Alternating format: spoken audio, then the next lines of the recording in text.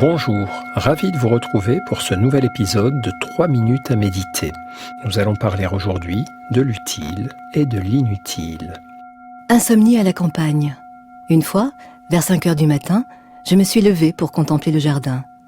Vision d'Éden, lumière surnaturelle. Au loin, 4 peupliers s'étiraient vers Dieu. Émile Cioran. Dans les premières recommandations que l'on prodigue aux apprentis méditants figure celle-ci. Quand vous méditez, ne poursuivez aucun but. Renoncez à atteindre quoi que ce soit. C'est sans doute un des aspects les plus déconcertants de l'apprentissage. On se dit alors, me dépouiller de mes attentes, faire des efforts sans poursuivre le moindre but, mais sans attente, sans objectif, on ne va nulle part, c'est inutile. C'est vrai. La méditation semble souvent inutile parce qu'elle se refuse à poursuivre des objectifs immédiats, parce qu'elle se refuse à être rentable, parce qu'elle déteste les questions du genre « si j'investis du temps et de l'énergie là-dedans, au bout de combien de temps vais-je avoir un retour sur investissement ?» La méditation propose au contraire une voie détournée et patiente pour comprendre la sagesse du monde avant de prétendre l'asservir. Voici un exercice, la méditation de l'arbre, sur ces notions d'utile et d'inutile. Vérifiez que vous êtes bien là, présent à vous-même. Votre corps est ici, mais est-ce que votre esprit y est aussi ? Si vous avez un arbre sous les yeux, c'est parfait.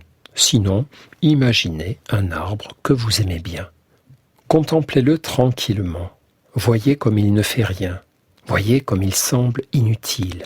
En fait, évidemment, il fait beaucoup de choses. Il pousse, il grandit, il filtre l'air, il rejette de l'oxygène, il donne de l'ombre, il embellit le paysage, il offre un abri aux oiseaux, aux insectes. Et vous, à cet instant, vous êtes semblable à l'arbre, en train de méditer, immobile et apparemment inutile. Et pourtant, tout comme l'arbre, sans rien faire de visible, vous permettez à tout un tas de choses importantes de survenir. Vous apportez un peu de calme à ce monde bruyant et agité. Vous faites du bien en donnant du répit à votre esprit. Vous cultivez votre sensibilité et votre discernement. Simplement parce que vous avez décidé de rester là, immobile, attentif à votre souffle, à votre corps, au bruit du monde, laissant filer vos pensées et ne cherchant rien, n'allant nulle part, acceptant pour un temps de ne rien faire d'utile. Beaucoup de choses changeraient ici-bas si nous nous donnions plus souvent le droit de ne rien faire, ne rien produire, ne rien poursuivre. Certes, l'action aide à changer le monde, aide à le bousculer, mais la méditation, elle aussi, aide à changer le monde en le pacifiant.